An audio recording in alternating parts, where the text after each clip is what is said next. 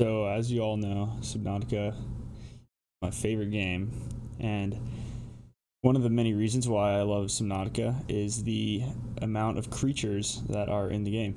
And so, I was scrolling through YouTube earlier today, and I saw in my recommended multiple people had made a tier list of all the fauna, so I looked it up, and there was in fact a website with all of the creatures in Subnautica. And so here we are. Today I'm going to be ranking the creatures on this tier list, and I will be doing it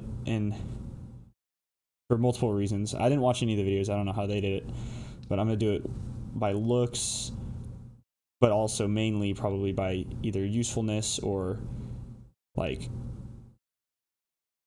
I don't know how the player would react to them originally. I don't know. And there are many reasons. I'll explain why I do each one, I guess. I'll start with the Bladder Fish, since that's first. Honestly, right off the bat, I'm probably going to have to rank the Bladder Fish S tier, because great source of water at the beginning of the game. It looks cool. It's a little funny. When you hold it, it looks like you're just choking the thing out, so kind of funny. So yeah, Bladder Fish, I'm doing S tier. Okay, next is the Amoeboid, I believe it's called, which is found in like the Lost River, just sitting on the ground. It does literally nothing. Wait, this doesn't have an F. I'm going to add an F tier because the Amoeboid is getting the F. Oh, I did that completely wrong. This is the first tier list I've ever done, so I obviously don't know what I'm doing. Yeah, the Amoeboid gets a big fat F for literally just sitting on the ground, not doing a single thing. All right, next is the Biter. Also, this video will be a good test of my of if I can remember the names or not. Okay, Biter. Honestly, Biter is really annoying. They pack hunt. They are pretty fast, but they're only in the grassy plateaus, which I don't spend all that much time in. I'm probably gonna give the Biter, I'll give it a D. Okay, Bleeder gets an F. And I guess the farther to the side, like this way, I don't know if that's how tier lists work, but that's how I'm gonna do it. The farther to like the end they are, the more I hate them. So Biter is definitely worse than the Amoeboid because it like does something and it's very annoying. It latches onto your arm when you're in the Aurora, and it just kind of is really annoying. All right, next is the Blighter. Literally just the Biter, but like darker, deeper. So same thing, but honestly, I'm gonna give this a C because they're not as aggressive, I don't think, and they look cooler. So yeah, that's the. Like I said, there's gonna be multiple. The Blood Crawler. Now this, I actually really like the Blood Crawler. It's super easy to avoid because unlike the Cave Crawler, which is right here, the Blood Crawler's underwater and they can't swim. So if you see one on the ocean floor, you can just swim above it and it can't do anything. And they just look really cool. So honestly, I'm gonna give the Blood Crawler a B for blood. No, I'm just kidding. Just because I think it's cool and it's not really that dangerous.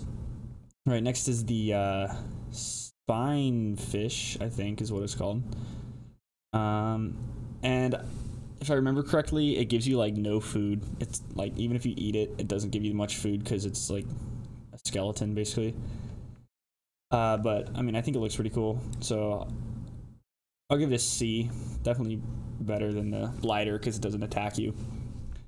Okay, next is the Bone Shark. I almost said Sand Shark. Bone Shark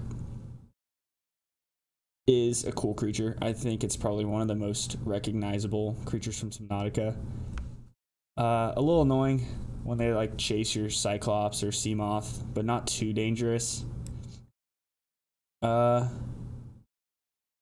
would put it here. I'd say it's probably, well, no, I'm gonna put it in D. It's definitely worse than this because this doesn't attack you, but not as bad as the Biter, I would say, because these things just swim at you fast in packs, and this guy is just kind of there. I don't know. I've never really had any fear of the Bone shark. All right, next is the boomerang. All right, boomerang is a classic. Boomerang is an A. It's a classic safe shallows creature. You know, you first see it when you start out. Also, looks kind of funny when you hold it. Wish you could throw it, but you can't.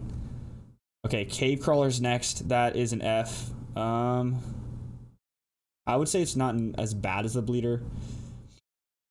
Well, no, honestly, no. It's definitely worse than the bleeder, because the bleeder you can kill before it even reaches your arm, but if it does reach your arm, you can still cut it off.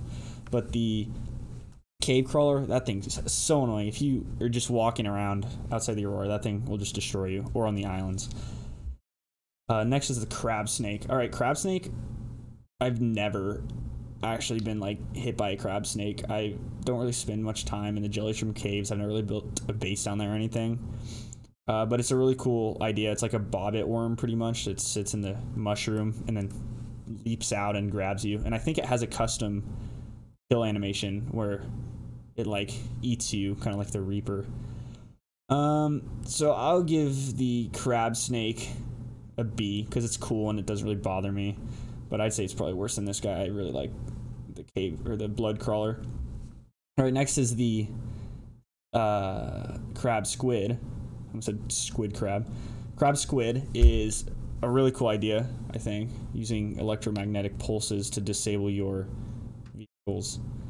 Also very scary because you don't see them except for like in the deep Grand Reef, I think. And they can completely shut down your vehicles. And I remember my first playthrough of Subnautica, the crab squid was just camping between me and the Dagazi habitat that was down there. And it took me forever getting my Cyclops down there. Like I spent probably 30 minutes just trying to get closer without getting killed. So it's annoying, but at the same time it's really cool. And I don't think I've ever actually been killed by one. So I'll give it a C tier. I'll give it a high C tier. Because it's more annoying than the crabs. Okay, I don't know, because I really do like it though, more than the crab snake, definitely. Honestly, I'm gonna give it a high B tier. I'm gonna change my mind there. Give it a high B tier. All right, next is the crash fish. We all know where this is going. All the way to the end. Crash fish. Again, never been killed by one, but they are just so annoying. Right when you start out of the game, they just immediately try to blow you up. It is the worst. Okay, going off of low F, we're getting a high S tier with the cuttlefish. I mean, you can't put the cuttlefish anywhere else. So adorable. You know, the one companion you have on 4546B. It's kind of sad when you leave. It's not kind of sad, it's really sad when you're leaving and you play with it one more time and it cuddles you and looks all depressed. That made me depressed. But yeah, definitely an S tier for the cuttlefish.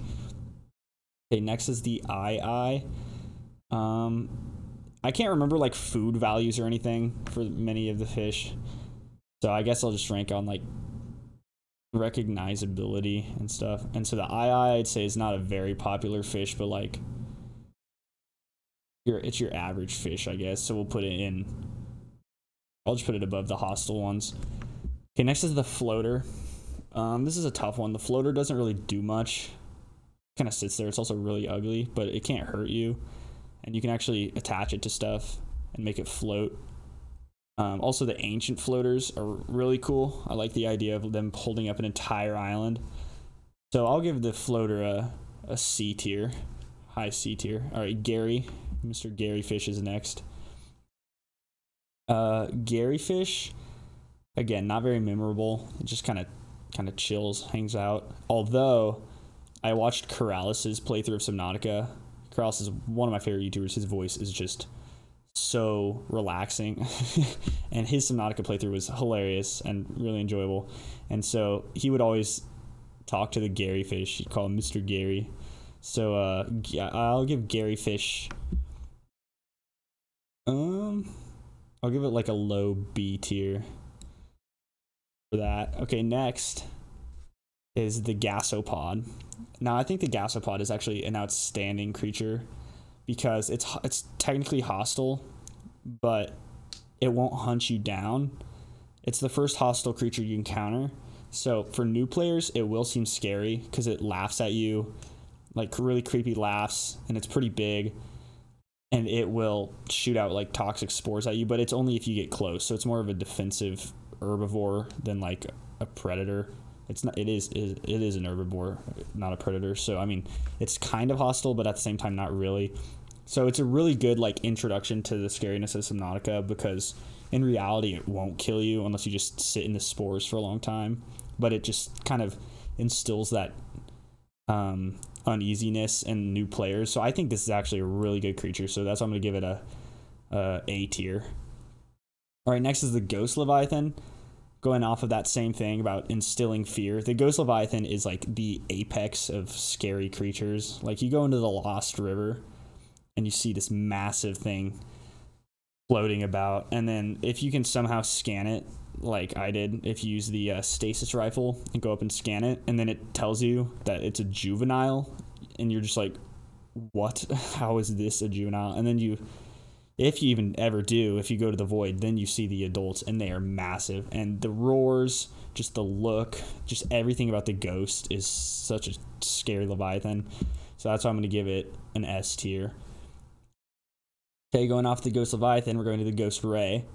The Ghost Ray is very cool creature, I think, design-wise. Does not do anything. Like, you can't eat it, you can't get attacked by it. It doesn't really do much, but it looks really cool. And they spawn, I don't know if this is the only place, but they spawn around the ghost tree or whatever it's called, where the ghost leviathans lay their eggs. And I think it's a really cool like aesthetic of the ghost rays swimming around slowly, just kind of about the tree. I think it's a really cool look, so I'm gonna give Ghost Ray an A tier. And next is the Whole Fish. Whole Fish, really basic. It's a really small creature, so you don't really even see it that much. Now I know this isn't below zero creatures. This is just the original Subnautica creatures, but the Whole Fish does have a variant called the Titan Whole Fish in below zero, which I haven't played below zero yet. I'm waiting. If you watch my live streams, you know I'm waiting for it to be fully released before I play through the whole game, so I don't spoil everything. But the Titan Whole Fish, I think you can like swim through the middle of it, and it gives you oxygen, which is cool. So just that like relation to different characters, I think is a cool thing. So I'm gonna give it a high B. Well, okay, I'm looking at this. How are these below this? So I'm going to do that, because like I'll give the fish that aren't super memorable like the low B, the high B, because these are like pretty memorable and really cool ideas. All right, next is the Hoop Fish. Again, just a regular fish, although this one I really like the design. It's probably one of my favorites. It's very vibrant, bright, really cool. So I'll give that kind of a mid B. Definitely better than its variant, the Spine Fish, but really looks cool. Okay, next is the Hover Fish. This thing is adorable, especially when you pick it up. Just hold it in your hand. It's just smiling, all happy. So I am going to 100% give the Hover Fish an A. Definitely above the Boomerang. Okay, next is the Jelly Ray. Now the Jelly Ray is like a smaller version of the Ghost Ray, and you see them more. They're in the mushroom forests, whatever they're called.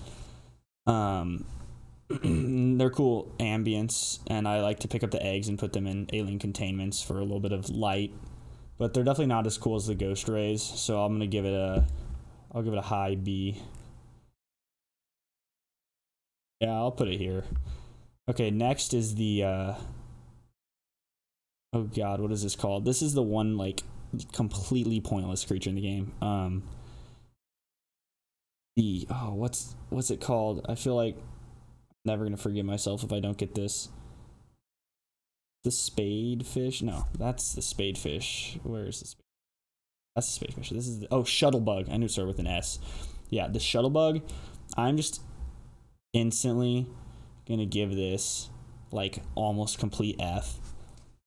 Just under the Crash Fish, because the Crash Fish is terrible. The Shuttlebug is literally like one of the most pointless creatures. And I mean, I guess the Amoeboid, I could make the same argument with it, but at least the Amoeboid is like cool, and it like sits there, glows. I don't know, it looks cool, but the Shuttlebug is just just an eye with some fins on it, which I mean, I guess is the same as that, like half the other fish, but you can't even pick it up or eat it or anything. It just sits there. All right, next is the red eye. It's literally the same as the regular eye, but red, and red is my favorite color, so I'll just put it above the eye. Okay, the lava larva. Now this, I don't know. I want to give it an F, but at the same time, it's a cool concept because it latches onto your vehicles and drains the battery power. And as many problems as it has given me through my playthroughs of Subnautica, I can't give it an F because it's just a really cool concept. So I'll just give it a low D. But you can't imagine the amount of times I've had to either hit these off of like my Cyclops or just take my power cells out of my vehicles. Okay, and next is the lava lizard. So kind of same thing. It's just in the lava zone, except this one doesn't really even do anything that's that bothersome. It's just kind of fire version of the bone shark. So I guess I'll just give that a D, but a little bit higher than the bone shark. Okay, next is the magmarang. Now, I would put the magmarang like right above the boomerang, considering that's what I did with II, but the thing is, boomerangs are so just like recognizable, I can't put the magmarang above it, so I'll just give this like I'll put it right here, kind of mid B. All right, next is the mesmer. Now this, mesmer is a really cool creature. I don't know if I've ever been killed by one, but it's come close. They open their fins and it hypnotizes its prey into swimming close, and then it will eat you. But the thing is, in Subnautica, what it does is not only does it, because there'd be really no way to like show the player they're hypnotized, I guess, besides like a swirly screen or something. So what they do is the PDA actually tells you to swim close to it. It's in like a trance type of voice, and it's like your primary objective is to swim towards this creature or something. So like even hypnotizes you, like it makes you perceive your PDA, which is your main survival guide, actually telling you to swim towards it, which is a really cool concept. Not S tier. Oh, well, also it roars like this. This thing's tiny. This thing's like probably the size of your head, so it's pretty small. But it like roars. It sounds like a dragon. So it's really scary, really cool concept. So I'm gonna give it a really high A. Not really S tier worthy, but definitely up there. Next is the Oculus. This is like the jelly shroom version of the peeper. I think it is a really cool design. I love the color scheme. I love the purple eye. It looks really cool. So I'm gonna put it between the crab snake, the blood crawler. That's actually funny. It's kind of a combination of these two. It has the same eye color as this one. It lives in the same place as this one. But yeah, so B tier, kind of in between here. High B. Better than like the regular fish, but not as memorable as like these guys. Next is the peeper. The peeper, I mean, all you can do is really eat it. I mean, it's just like any of the other regular fish, but it is the mascot of Subnautica. Like I can't not give it S tier. I don't know where to put it though. I'll put it here because I mean it's a peeper. Like come on. Okay, next is the rabbit ray.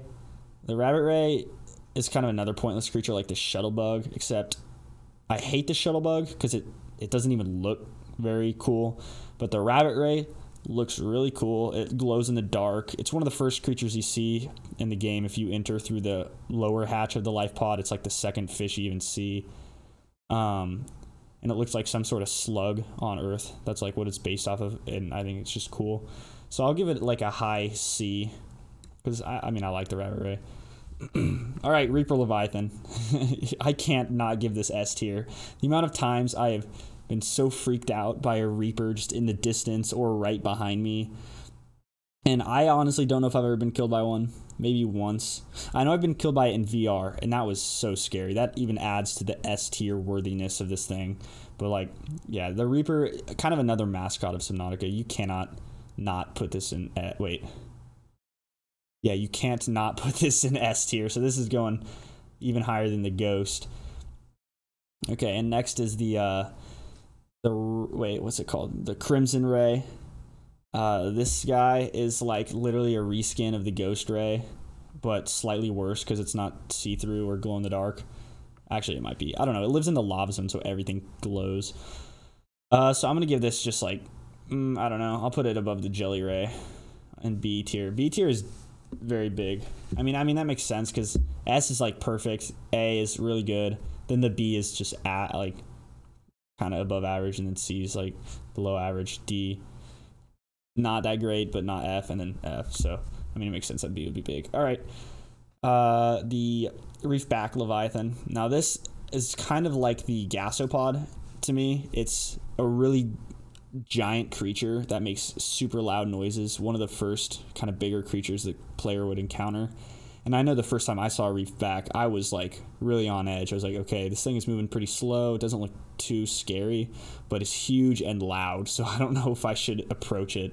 So it definitely kind of puts the player on edge and just makes him a little bit scared. Very memorable as well. So I'm actually going to put it probably right here in A tier. All right, next is the Reginald. The Reginald, I really like the design of. Originally, it was called the Mohawk fish, which I think is really fitting. I don't know why they renamed it to Reginald. Kind of a random name. But the Reginald's really cool. I think it gives you a lot of food, too, if I remember correctly. So I will rank this. I'll put it like right here. I think that's good. Okay, next is the Rock Grub. Now, this thing... This is even more pointless than the Shuttlebug, considering you can barely see it. I didn't know that rock, if I could speak, I didn't know the Rock Grub existed for like months of me playing this game. And then I just was randomly harvesting resources in the like Blood Kelp zone or something, one of the deeper zones, to build a base when I had already beaten the game and everything. And then I just see this little light just on the wall. And I'm like, what is that? And I swim up to it, and it's a creature that I just completely missed. Because this thing is tiny. This thing is probably like a centimeter long, maybe less. So, I mean, it is a little pointless. So, it would make sense if I put it in the F tier. But honestly, just because of how much of a meme it is, just this tiny little guy. And also because it glows in the dark, I'm honestly going to give this, like, I don't know, high C tier. Like right here. I'll put it right there. Okay, next is the Sand Shark. I feel like I need to put this next to his buddy, Bone Shark, because it's like annoying and hostile, so it can kill you, but it's like not even good enough to kill you. It gives up after like 2 seconds of you just slowly swimming away. It's also really loud. So I'm gonna put it even lower than the Bone Shark. All right. We've got 3 Leviathans in a row here. So we got the Sea Dragon. Sea Dragon is really cool. This thing is like a literal dragon because it's giant. I think it's the biggest Leviathan in the game. Well, yeah, I can't remember if the Emperor or the Dragon is bigger. Very similar creatures too. But I'm gonna give this an A. I'll put it here because I honestly think the Reefback is a cooler creature. I also really wish that they added the Icebreaker to Below Zero, which was a reefback with a fin, and it would break through ice at the surface. But yeah, so the Sea Dragon is cool. It spits fire. It's really scary. It also clips through walls, which you could say is a negative, but I think it's a positive because you could just be chilling and then it just swims out of a wall. So yeah, Sea Dragon gets an A. And then now onto the Sea Emperor. I gotta give this thing S tier. I'm putting it here because I don't know. It's not as like really cool, like not as cute as this guy. It's not scary like these. It's not iconic like this. But it gives you more than just water. It gives you feelings. I got a little sad when the whole quote, whatever she says about I fall among the sand, you go among the stars. I think it was the other way around. I just screwed that up. But that whole quote right at the end of the game made me very sad. Also, she straight up died. Spoiler warning. Sorry, I gave the warning after. But yeah, she straight up dies at the end. So kind of sad, but I mean, really cool creature. Okay, next we got the Sea Treader. Sea Treader is another thing. I literally just didn't encounter it the entire time I did a first playthrough because I just never went that far. I think, what is it, southwest to the Sea Treader's path. I just didn't go there. But they are actually very useful because they kick up resources when they walk. So you can just follow behind them and just pick up all the shale outcrops that they drop. that they expose in the ground. And the sea treader's path is a pretty cool biome because it's very flat, good for base building, and I mean you can get the resources really easily too. And I think it's a cool design because they walk, but the front leg is actually their mouth too. So it's like a leg coming out of their head, but then it is a beak that they open and eat stuff with. So I think it's a cool design. So I'm gonna give it an A tier, probably right there. Okay, next is the amp eel. The amp eel is, I think it's a really cool idea. It's kind of along the lines of the crab squid. It uses electricity, but instead of using EMPs, it just straight up has electricity going between its spikes, whatever you call those things.